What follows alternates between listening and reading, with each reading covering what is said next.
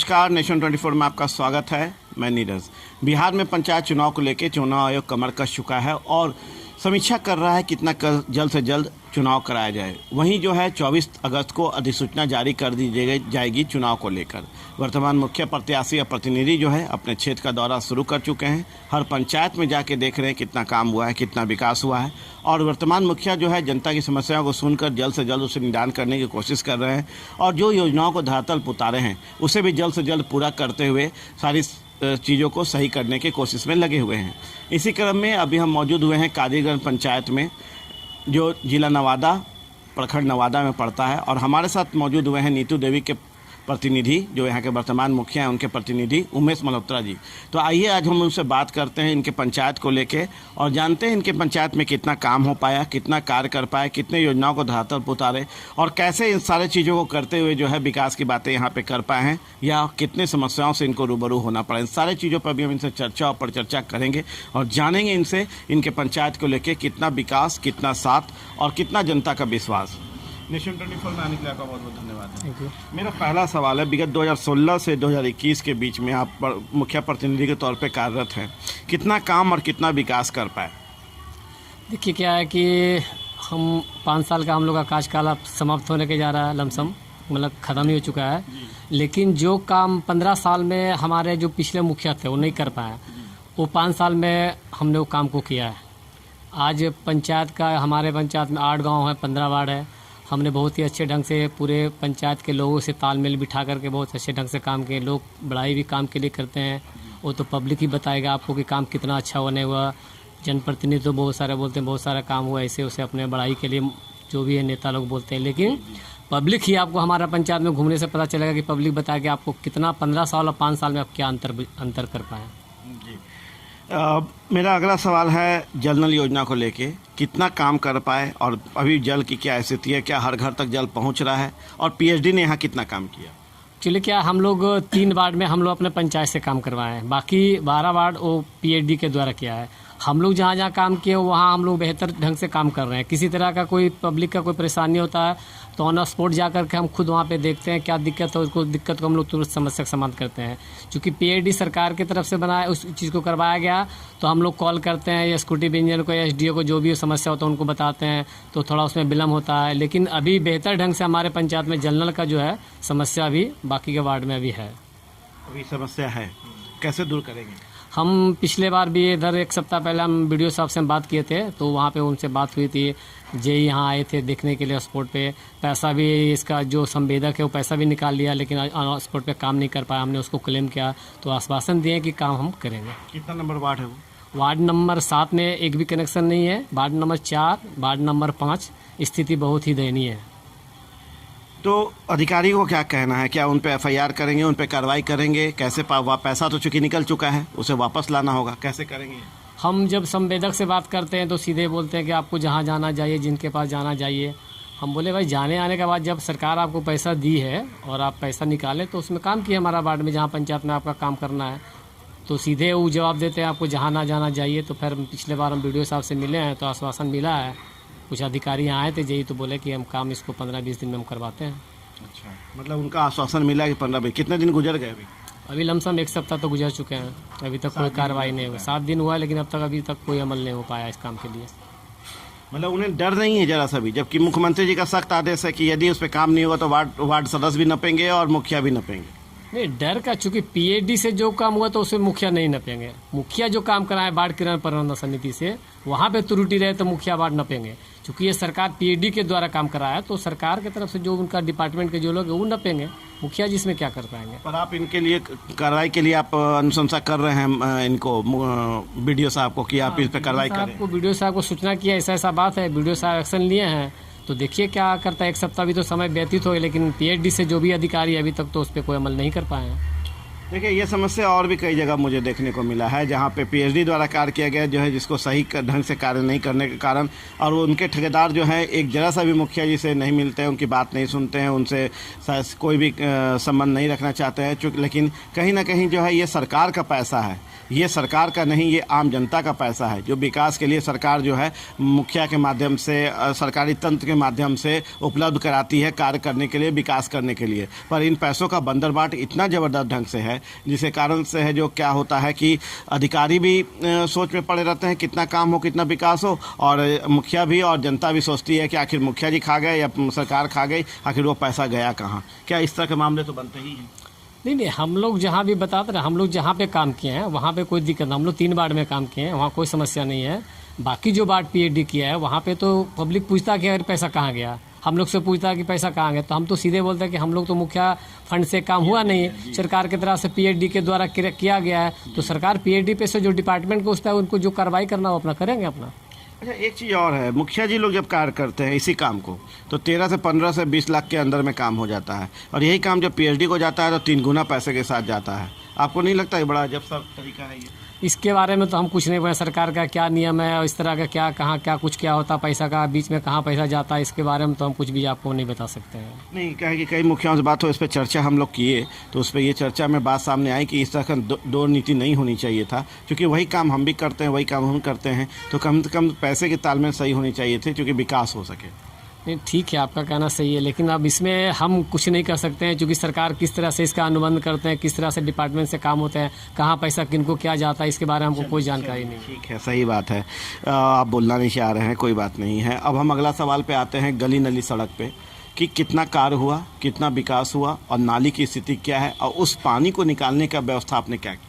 हम टोटल हमारा वार्ड में 15 वार्ड है, ठीक है, कोई भी ऐसा वार्ड नहीं है जहाँ पे गली नली का काम नहीं हुआ, और बहुत ही बेहतर ढंग से हम लोग काम किए हैं। ये नहीं क्योंकि आज बना दिए 2, 4, 5 साल में वो टूट जाए तो काम करना नहीं करना, वो हम लोग ऐसा काम नहीं करता। हम लोग जो भी काम करें कुछ टिकाऊ जो लगे कि नहीं काम हुआ है वो चले, जितना दिन चले अपना, कम से कम 5 साल जो हमारा कार्यकाल जब तक, तो उसमें हम लोग किसी तरह से चले, किसी तरह का त्रुटि होता है तो उसको हम लोग जाकर ऑन स्पॉट देखते हैं, उसको ठीक करवाते हैं।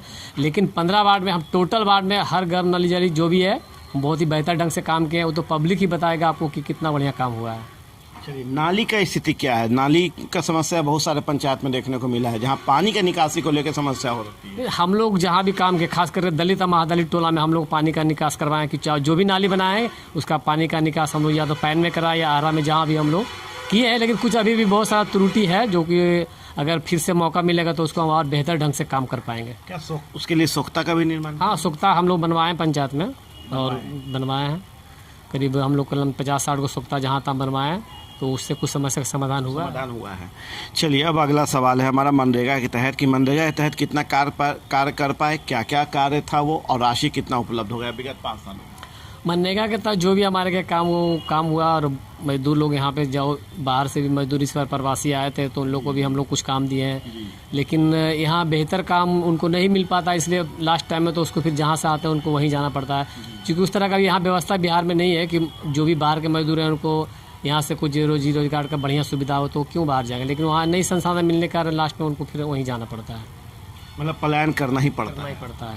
सरकार यहाँ पे उपलब्ध करे सही ढंग की व्यवस्था, तो हमको लगता है कि सरकार अगर यहाँ बिहार से बहुत सारे मजदूर जाते हैं, अगर यहाँ संसाधन अगर सारा चीज़ का व्यवस्था हो तो क्यों बाहर जाएंगे? अगर उनको बेहतर सारा सुविधा मिलेगा उनको सब चीज़ का, तो मैं नहीं समझता हूँ कि बिहार से पलायन लोग कर पाएंगे। मजदूरों की समस्या में एक समस्या है उनकी राशि को लेके, 194 रुपये करीब उनको दिया जाता है प्रतिदिन के, और मार्केट रेट 300-350 रुपया। आपको क्या लगता है कि इतना में आपको मजदूर उपलब्ध हो पाते हैं या समस्या रहती है? समस्या है, आज के डेट में महंगाई बहुत सारा ज़्यादा हो गया, मजदूर काम नहीं करना चाहता, बहुत खुशामद करना पड़ता है मजदूर को काम करने के लिए, बोलता है कि हम क्यों इतना धूप में काम करेंगे, इतना मेहनत करते हैं, हम लोग को सही दाम नहीं मिल पाता, तो बहुत खुशामद करने के बाद वो लोग काम के लिए एग्री होते हैं, जो कि बिल्कुल लाचार है, उनके पास कोई ऑप्शन नहीं रहता है, तो फिर लास्ट में बोलता है चलिए जो भी है अपना काम करते हैं, तो उनका चूँकि रोजी रोटी, चूँकि डेली कमाना डेली खाना उनको, वो नहीं कर पाएंगे तो उनका घर संसार नहीं चल पाएगा। अब हम राशन कार्ड पे आते हैं, राशन कार्ड की क्या स्थिति है आपके यहाँ, और क्या वितरण सही ढंग से हो रहा है, लोगों तक पहुँच रहा है? नहीं, राशन कार्ड का तो यहाँ बहुत बड़ी समस्या, राशन कार्ड का समस्या ये है जो जेन्युइन आदमी है, जो निश्चित रूप से जो गरीब है, जिनको राशन कार्ड की आवश्यकता है, वैसे लोगों का राशन कार्ड यहाँ 50% नहीं है। जिनको आवश्यकता नहीं है उनके पास राशन कार्ड है, जिनको है उनके पास तो नहीं है भाई। तो राशन कार्ड हम तो चाहेंगे कि अगर इससे कोई जुड़े लोग हैं तो हम चाहते हैं कि दलित महादलित में जो लोग राशन कार्ड से वंचित है उनको राशन कार्ड का बनवा करके उसको व्यवस्था करवाया जाए। ये व्यवस्था आपके द्वारा ही किया जाएगा? नहीं, हम लोग तो फॉर्म वगैरह भरवाते हैं, बार हम लोग को इन्फॉर्मेशन देते हैं भाई जिनका राशन कार्ड नहीं बना है, लेकिन विभाग की लापरवाही के कारण वो राशन कार्ड नहीं बन पाता है। पिछले बार एसडीओ साहब से हमने बात किया था, 15 अगस्त को आश्वासन दिए हैं कि बहुत जल्दी हम लोग कैंप लगा करके उस टाइप के आदमी को हम लोग राशन कार्ड बनवाने का प्रयास करेंगे। कैंप लगेगा और राशन कार्ड वैसे गरीब लोग का बनेगा जिनका नहीं बन पाया है और उन्हें राशन भी उपलब्ध हो। राशन में गड़बड़ी है क्या? यहाँ वितरण जो करते हैं डीलर वो गड़बड़ी करते हैं? वितरण देखिए पूरे बिहार का स्थिति खराब है। वितरण तो होता है लेकिन जितना उनको मिलना चाहिए उतना नहीं मिल पाता है। सरकार देती है 5 किलो का पैसा, 5 किलो फ्री। तो परिस्थिति क्या होता है कि लोग तो सोच रहे हैं किसी आदमी को अगर फ्री दे दिया 5 किलो तो उसको लगा फ्री का अनाज हमको मिल गया तो 5 किलो पैसा दे क्यों लाए, ये स्थिति है। अच्छा, ये सारी समस्या रहती है। चलिए अब अगला सवाल हमारा शौचालय को लेके है। क्या पंचायत शौचालय ODF हो गया और क्या स्थिति है आपके पंचायत? ODF तो हमारे पंचायत में नहीं हुआ है, लेकिन हमारे यहाँ शौचालय बहुत सा बना हुआ है। 75% अभी हमारे यहाँ शौचालय बना, अभी भी 30% अभी लमसम शौचालय बनना बाकी है। तो हम लोग प्रयास करते रहते हैं, हम जागरूक करते रहते हैं लोगों को कि इस तरह का आप घर में शौचालय बनाइए। अब बहुत तरह का इससे फ़ायदे हैं, तो लेकिन कुछ लोग बना पाते हैं, कुछ लोग नहीं, आर्थिक जिनके पास पैसा नहीं वो नहीं बना पाते हैं। सरकार 10,000 12,000 रुपया देती है तो उससे कितना बढ़िया शौचालय बनेगा। वो तो सिर्फ मन का संतुष्टि है अपना, चलो 12,000 लो कुछ बना लो, तो कुछ उससे होने जाने कुछ नहीं है। अब हम बात करते हैं आपको इंदिरा आवास को लेके। प्रधानमंत्री आवास योजना नाम हो गया है उसका चेंज होके, वो छत है उन लोगों के लिए जिनके गरीब के छत नहीं है उनके लिए है ये योजना। तो कितना काम हो पाया, कितने लोग तो उपलब्ध है आपकी जांच में, क्या सही क्या गलत? आवास का स्थिति यहाँ का कुछ ठीक ठाक नहीं है, क्योंकि अभी भी हमारे समय से कादिर पंचायत में दलित महादलित जो भी हैं उनको कम से कम तो 75% अभी तक लोगों को आवास दिलाना है उनको है, जो कि मिलना चाहिए उन लोग को। जिनके पास घर द्वार नहीं है वो या तो प्लास्टिक छाड़ के रहते हैं या तो करकट वगैरह दे करके वो किसी तरह से अपना गुजर बसर करते हैं। आए दिन तो गर्मी बरसात जाड़ा में उनका काम चलता था, लेकिन जब से बड़ा समस्या उनको बरसात में रहता है, क्योंकि उनको छत में सर छुपाने के लिए उनको जगह नहीं मिल पाता है। तो हम चाहेंगे कि आवास के लिए यहाँ पर प्रयास किया जाए, सर्वे करवाया जाए, जो लोग वंचित हैं उसको आवास दिलवाया जाए। लोग आपकी नज़र में, आप तो मुखिया प्रतिनिधि के तौर पे कार्यरत हैं और लगातार पूरे पंचायत में घूमते हैं, आपकी नज़र में कितने वैसे लोग हैं जिनकी इसकी आवश्यकता बहुत जरूरी है? देखिए क्या आवास का स्थिति यहाँ बहुत ही ख़राब है और बहुत ही आवास मतलब जिसको चाहिए अभी उनको आवास सचमुच में नहीं मिला है। तो सरकार उसको देखे, सर्वे करवाए अपना सरकार के स्तर से, उसको जितना सर्वे उस टाइप को उसको आवास दिलवाया जाए। बिचौलियों का भी खेल है क्या? बिचौलिया का खेल अब पब्लिक ही क्या करिएगा, पब्लिक पे ऊपर डिपेंड करता है कि बिचौलियों को अपने शामिल करेगा, बिचौलियों का अलग करके रखेगा, वो पब्लिक के ऊपर डिपेंड करता है। अगर सही ढंग से वो अपना करेगा काम, जो सरकार का योजना है जिस पे उसको काम करना है, अगर बिचौलिया क्या करेगा, हम सही रहेंगे तो बिचौलिया क्या करेगा? किसी तरह का प्रॉब्लम है मुखिया से बात करे या जो ऊपर के अधिकारी उनसे बात करें कि हमारे से ऐसा होता है, तो बिचौलिया तो अपने आप वो अपने जगह पकड़ कर अपना साइड हो जाएंगे। तो ये सब जिनको आवास मिलेगा उन पे भी डिपेंड का। बहुत सा लगता है कि नहीं हमको सरकार दे रहा फ्री में, हमको इतना आवास पैसा, अगर कोई 10-20 ले लिया तो कोई दिक्कत नहीं। ये चीज़ नहीं होना चाहिए, पूरा होना चाहिए। उनको राशि बढ़िया से उनको पूरा मिलना चाहिए कि ताकि बेचारा घर द्वार बढ़िया से बना ले। अब जल जीवन हरियाली पे आते हैं, कितना काम किए, कितना यूनिट पेड़ लगा है? जल जीवन हरियाली में इस बार हम लोग का 12 यूनिट लगाना था, लमसम 2000 पौधा, तो हम लमसम 1200 हम लोग पौधा लगाए हैं और हम लोग अप्लाई किए हुए हैं। लेकिन सरकार के पास हमारे पंचायत में या हमारे ज़िला में पौधा नहीं रहने के कारण हम अभी पूरा 800 पौधा अभी नहीं लगा पाए हैं। 1200 तक ही लग पाए, 1200 ही पौधा हम लगा पाए हैं। सबकी स्थिति बहुत बेहतर है, अच्छे ढंग से अभी 1 महीना पहले सारा पौधा लगाया और सरकार उसको पैसा भी देती है देख रेख करने के लिए, 1500 रुपया 1400 रुपया साथ देती है।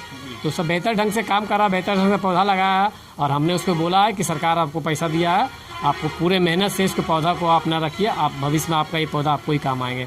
और वातावरण में जहाँ पौधा लगेगा वहाँ वातावरण शुद्ध होगा। बहुत तरह का भी समस्या, अभी कोरोना वगैरह हुआ है, हमारे यहाँ प्रदूषण का बहुत बड़ा समस्या है। तो इसको तो आज न कल हर एक आदमी को अपने स्तर से प्रयास करना है, सरकार करे या ना करे, अपने स्तर से लोगों को प्रयास करना पड़ेगा कि हमारा वातावरण कैसे स्वच्छ रहे, कि हम कम से कम एक व्यक्ति को एक तो लगाना ही पड़ेगा गाछ।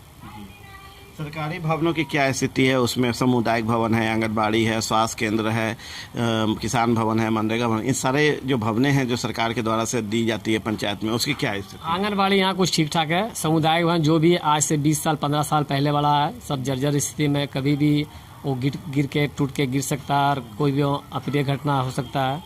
वो जो जितना भी है वो बिल्कुल ठीक ठाक नहीं है। इसके लिए कभी बात हुई अधिकारियों से बेहतर करने के लिए? नहीं, ऐसा कोई अभी उस पर कोई पहल नहीं हुआ, या सरकार की तरफ से कोई ना कुछ पैसा आता है तो फिर पूरे पंचायत में 10 है, 1-2 लाख रुपया से आप कितना ये कर पाइएगा। इसी कारण आज भी वही स्थिति में, जर्जरी स्थिति में सारा है। चुनाव नज़दीक है, 24 को अधिसूचना जारी होगी और आप लोग भी कमर कस चुके होंगे और जनता, सरकार और अधिकारी सब कोई कमर कस चुके हैं चुनाव कराने को लेके। कितना उम्मीद है आपको इस बार आप चुनाव में लेके कि कौन कौन जनता कितना स्नेह प्यार आपको देगी? देखिए, हमने पब्लिक का काम किया और जनता के ऊपर डिपेंड करता है कि किसको चुनना है नहीं चुनना है। हम तो कहेंगे कि हम ही मुखिया बने, लेकिन जनता फैसला जनता को करना है। जनता जो भी फैसला करेगा, जिसको चुनेगा उसको मानना पड़ेगा, चाहे कोई भी रहे। आप लगातार 2001 से पंचायत की राजनीति में लगातार रमे हुए हैं, कभी वार्ड सदस्य के तौर पे, कभी मेंबर के तौर पे, कभी मुखिया पद के लिए लड़े जिसमें 400 वोट से आप हार भी गए। उसके बाद दोबारा आप लड़े 2016 में, तो जीत के आप अभी प्रतिनिधित्व कर रहे हैं। तो कौन से वो मुद्दा इस बार का रहेगा जिसको लेके आप जनता के बीच जाइएगा? हम जनता के बीच में यही चाहेंगे कि आप 15 साल देख लिए, 5 साल देख लिए, आपको लगता है कि 15 साल के अपेक्षा 5 साल में बढ़िया बेहतर काम हुआ है, तो हम तो चाहेंगे कि एक बार फिर से आपका साथ और सहयोग मिले। और जनता किसको चुनेगी तो जनता पर डिपेंड करता है। हम तो अपना जो हम काम किए उनके बीच तो रखेंगे और उम्मीद करते हैं कि हमको बढ़िया सपोर्ट मिलेगा और फिर हम इलेक्शन जीतने के लिए जा रहे हैं। चलिए, तो 15 साल बनाम 5 साल इनका नारा है कि 15 साल जनता ने यहाँ देखा है कादिरगंज पंचायत में और 5 साल मेरे कार्य को देखा है और जनता का स्नेह प्यार मेरे साथ बना हुआ है। जनता समझ रही है इस बात को कि मैंने कितना काम, कितना विकास इस पंचायत में किया है और इसलिए इनका दावा और वादा है कि ये जीतने जा रहे हैं। जनता इनके समर्थन में है और इसलिए जो भी, ऐसे तो इनका कहना है कि जनता जनार्दन है, जनता सर्वोपरि है, जनता तय करती है कौन जीतेगा कौन हारेगा। पर चूंकि इनका कार्य विकास जो है दिख रहा है पूरे पंचायत में 5 साल में, तो इसलिए इनको पूरा उम्मीद है, पूरा प्यार है, पूरा स्नेह है कि जनता इन्हें फिर से जिताने का काम करेगी और यदि ये जीत के आएंगे तो इनका दावा और वादा है। जी, कोरोना के बारे में, हमारे यहाँ का पिछला बार कोरोना हुआ तो यहाँ तो कोरोना जब होता था आदमी मतलब कि अपना ही आदमी को पहचानने से लोग इनकार कर देते, लेकिन फिर भी हमने अपने वीडियो साहब के मार्फत से हमने बेहतर ढंग से पंचायत में काम किया। जो प्रवासी हमारे यहाँ हैं उनको सारे सुविधा जो हमने दिया है, शायद पूरे ये जिला में उनको सुविधा नहीं जितना हमने अपना पंचायत में दिया। और इस बार जो कोरोना का आया, हमने जब कोरोना का टीका नहीं निकला था, जब सरकार कोरोना का टीका लगाया, तो एज ए हम एक मुखिया के नाते नहीं, एक समाज सेवा के नाते हमने जनता को जागरूक कर करके हमारा आज हमारा पंचायत में 89 या 90% हमने सारे लोगों को वैक्सीन अपना गाड़ी से प्रचार करवा करके, अपने अभी पुस्तकालय जो हम लोग नया बनवाया अपने पुस्तकालय बुलवा करके या ऑन डोर टू डोर या प्रत्येक गांव में जा करके हमने आज से 95% हमने कोरोना का टीका सबको लगवाया है। आपको प्रोत्साहित कर करके उनको प्रेरणा दे करके, जो नहीं लगाए हैं कुछ लोग बचे हुए हैं, अभी भी मेरा प्रयास है, मेरा मिशन है कि हमारा पंचायत कोरोना वैक्सीन से मुक्त हो जाए।